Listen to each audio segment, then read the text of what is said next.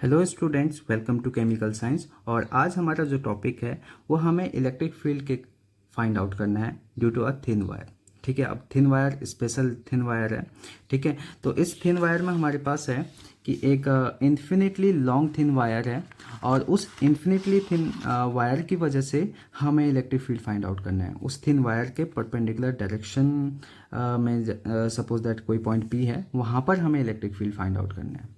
ठीक है, तो इसको फाइंड आउट करने के लिए लेट सपोज दैट हम कुछ अज्यूम कर लेते हैं।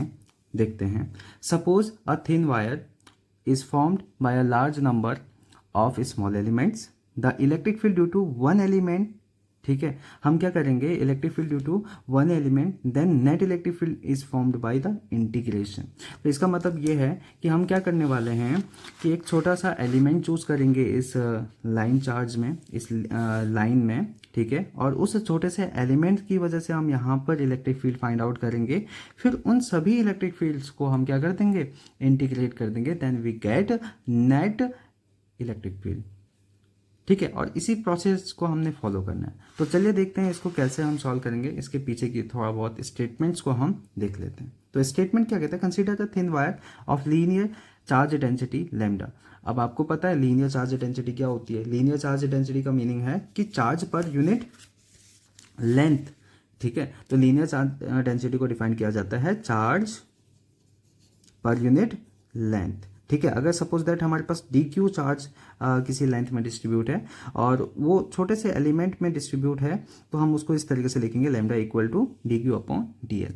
अगर हमारे पास चार्ज यूनिफॉर्मली डिस्ट्रीब्यूट होता है तो हम उसको इस तरीके से कह सकते हैं, सपोज दैट हमारे पास इस क्वेश्चन में क्यू चार्ज अगर हमने इस लाइन को दिया, इस वायर को दिया, ठीक है, और लेट सपोज दैट इसकी लेंथ हमारे पास एल है, तो इस पर इसकी लीनियर चार्ज डेंसिटी होगी हमारे पास। ठीक है, if charge is uniformly distributed, तो हम लिखेंगे यहां पर lambda equal to total charge given to the line और divide by length of the wire. आया समझ में? ठीक है, ये तो रहा हमारे पास लीनियर चार्ज डेंसिटी। अब देखिए, अब इसके लिए हम क्या करते हैं, इस डेरिवेशन को करने के लिए, ठीक है, इसमें हम दो लाइन एलिमेंट्स को कंसिडर करते हैं। इसमें हम क्या करते हैं, दो लाइन एलिमेंट्स को कंसिडर करते हैं, यानी दो सिमेट्रिक पॉइंट पर एलिमेंट्स को चूज करते हैं। कैसे चूज करते हैं, देखिए, जैसा कि हमने यहाँ पर लिखा है, consider two symmetric elements of equal length d x. ठीक है, at A and B at a distance plus minus x from a midpoint O, the electric field at a point P due to these elements at point P are DE1 and DE2। तो इसका मतलब ये है कि हमने इसको इस तरीके से चूज करना है। देखिए, हमने एक वायर चूज करनी है और वायर में हमने यूनिफॉर्मली चार्ज इसको दे रखा है। इस वायर को हमने यूनिफॉर्मली चार्ज दिया है, तो हमने उसका एक मिड पॉइंट कंसिडर करना है वायर का, और मिड पॉइंट से इक्वी डिस्टेंस पर, यानी इससे इस मिड पॉइंट से सिमेट्रिक डिस्टेंस पर हमने छोटा सा एक line element D x choose करना है। ठीक है, यहाँ पर भी डी एक्स चूज करना है, और लेट सपोज दैट इस मिड पॉइंट से माइनस एक्स डिस्टेंस पर ये डी एक्स पॉइंट है लेफ्ट साइड में, और इससे एक्स डिस्टेंस पर ये छोटा सा लाइन एलिमेंट है। और लेट ये छोटा सा लाइन एलिमेंट है, तो इस पर चार्ज भी क्या होगा, बहुत स्मॉल होगा, है ना, डी क्यू चार्ज, और यहाँ पर भी डी क्यू चार्ज प्रेजेंट होगा इस लाइन एलिमेंट पर।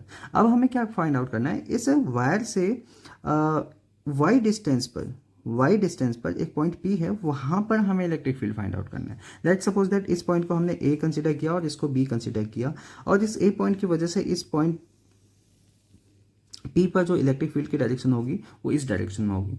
आपको पता है ना, अवे फ्रॉम द चार्ज होता है इलेक्ट्रिक फील्ड की डायरेक्शन, तो हमने यहाँ पर लिख दिया E1। और देखो, यहाँ पर स्मॉल लेंथ है और स्मॉल चार्ज की वजह से भी इलेक्ट्रिक फील्ड क्या आएगा, बहुत स्मॉल आएगा, तो उसको हम DE1 लिखेंगे। आगे समझ में?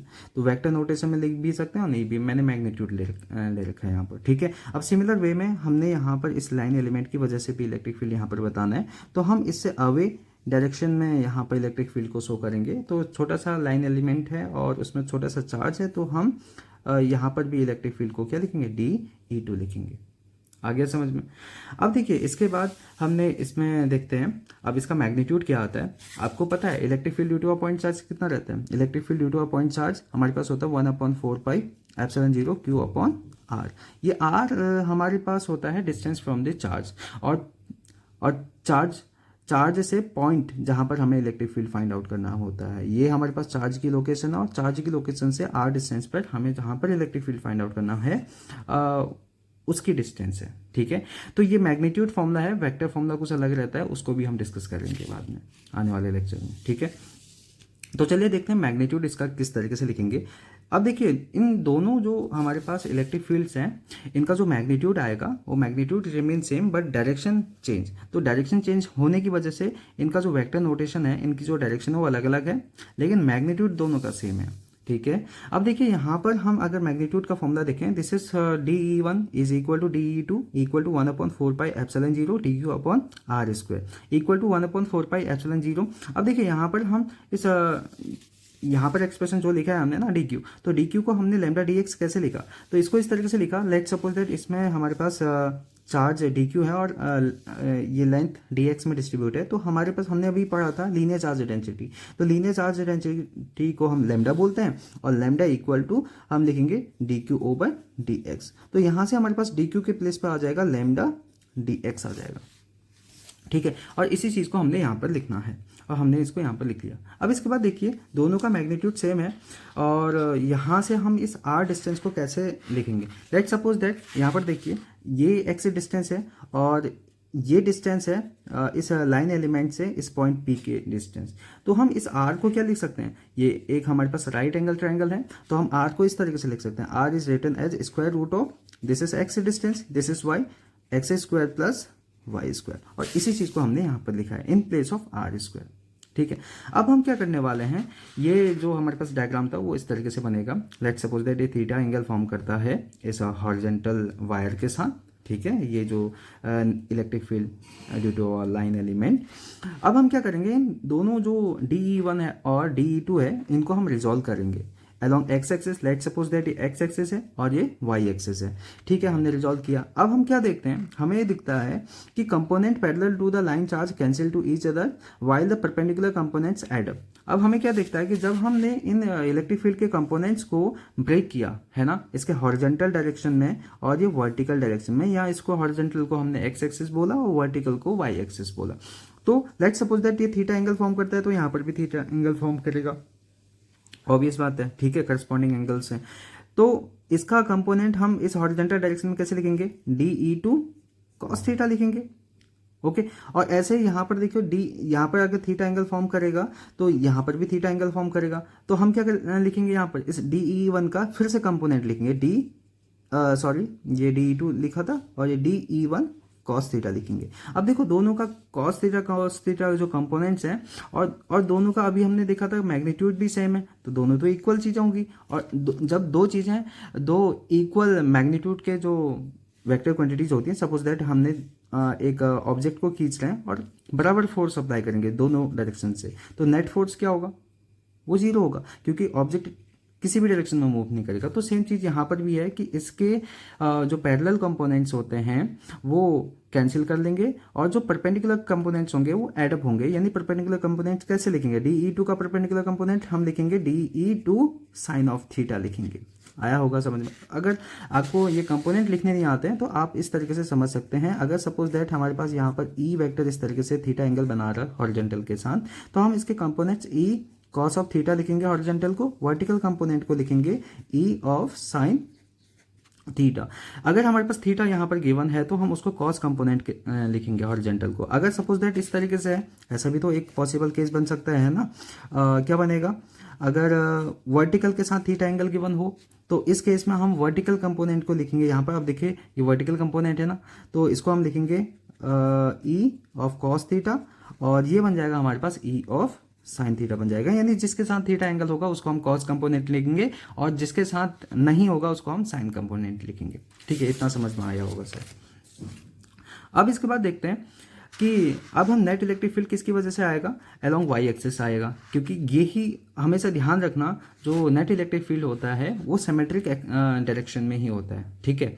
अब देखिए नेट इलेक्ट्रिक फील्ड का जो वैल्यू आएगा वो हमारे पास साइन कंपोनेंट्स के साथ आएगा। हम इसको इस तरीके से भी लिख सकते हैं, जो हमारे पास नेट इलेक्ट्रिक फील्ड आएगा उसको हम डी इक्वल टू हम लिख सकते हैं DE1, कोई भी एक हम लिख सकते हैं, यहाँ पर ले सकते हैं DE1 और DE2, और DE1 लिख लिया और उसका हम लिखेंगे साइन कंपोनेंट, ठीक है। और उन सबको हम सम अप करेंगे, then we get net electric field. आगे समझ में? तो इसका एक्सप्रेशन हम इस तरीके से लिख सकते हैं फर्दर। देखिए D equal to 1/4πε0 lambda D X upon are square sine theta equal to 1/4πε0 lambda D X upon are square. अब देखिए साइन थीटा को हमने y अपॉन आर कैसे लिखा, तो इसको देखिए, तो यहाँ पर ये टर्म लिखा है ना, यहाँ पर समझ में आ रहा होगा आपको। चलो हम यहाँ पर समझा देते हैं आपको, है ना। तो क्या चीज़ है कि अगर सपोज दैट ये हमारे पास डिस्टेंस है, ये थीटा है और ये आर डिस्टेंस है, ये एक्स डिस्टेंस है, वाई डिस्टेंस है। अगर हमें साइन थीटा लिखना है तो हम साइन थीटा कैसे लिखेंगे? हम साइन थीटा लिखेंगे परपेंडिकुलर अपॉन हाइपोटेन्यूज। तो परपेंडिकुलर हमारे पास वाई है और हाइपोटेन्यूज है हमारे पास आर, तो साइन थीटा को हम इस तरीके से लिख सकते हैं, बिल्कुल ऐसे लिख सकते हैं। तो हमने अभी लिखा भी इस तरीके से, है ना। और आर डिस्टेंस हमें पता है, आर डिस्टेंस को हम लिख सकते हैं यहाँ पर y upon r. Next step में इसी तरीके से लिखने वाले हैं, आर को लिखेंगे हम स्क्वायर रूट ऑफ, क्या लिखेंगे? पाइथागोरस थ्योरम अप्लाई करेंगे, ठीक है। X square plus y square, x square plus y square लिखेंगे, ठीक है। तो अगले स्टेप में हम देखते हैं, अगला स्टेप हम इस तरीके से देखेंगे।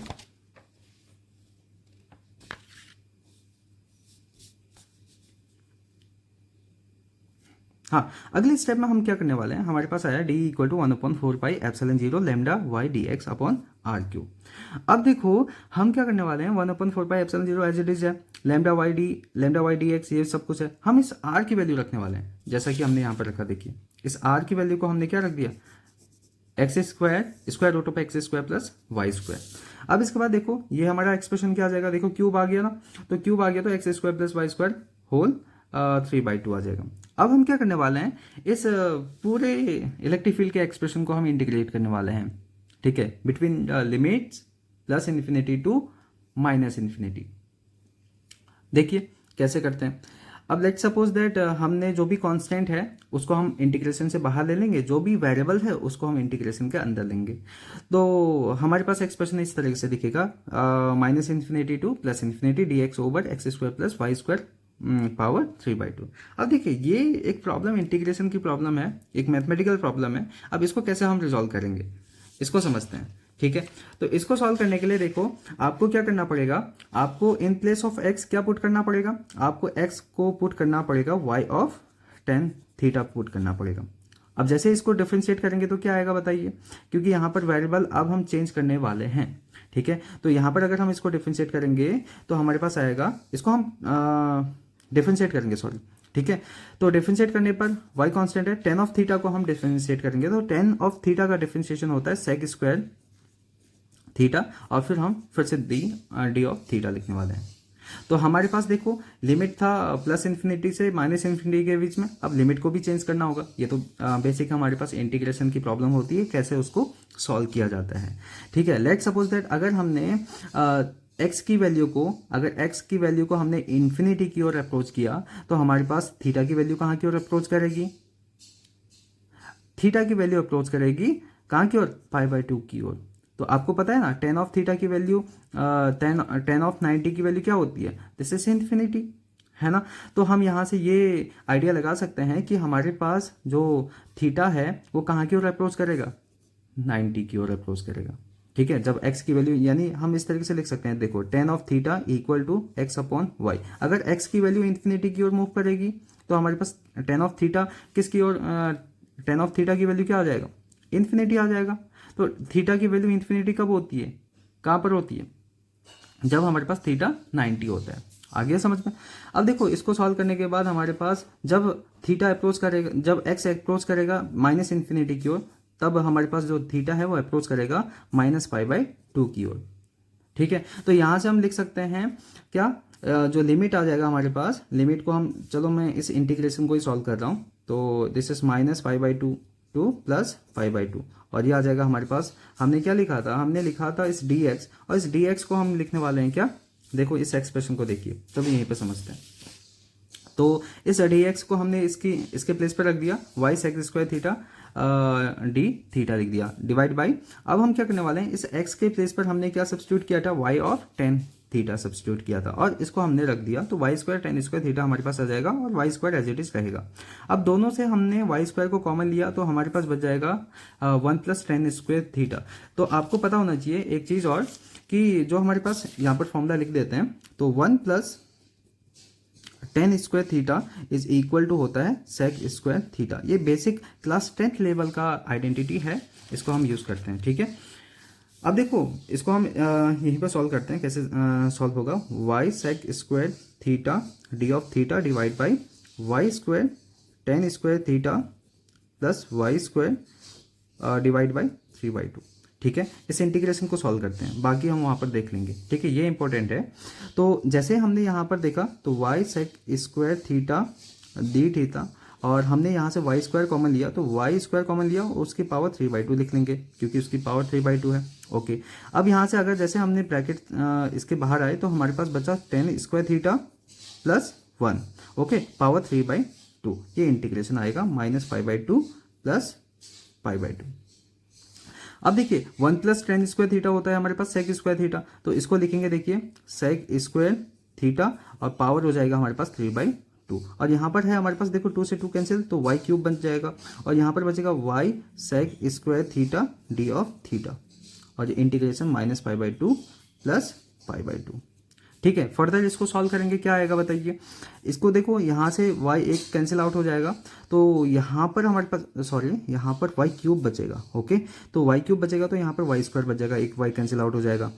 अब सेक स्क्वायर थीटा को हम कैसे सॉल्व करेंगे, अब इसको अगर हम सॉल्व करेंगे तो स्क्वायर से ये कैंसिल आउट हो जाएगा, तो फाइनली हमारे पास बचेगा sec square theta D of theta divide by sec cube theta, okay, sec cube theta, और ये जो लिमिट होगी -π/2 टू प्लस π/2, और यहाँ पर एक y वाला टर्म दी है उसको हम बाहर लेते हैं, y स्क्वायर हो जाएगा।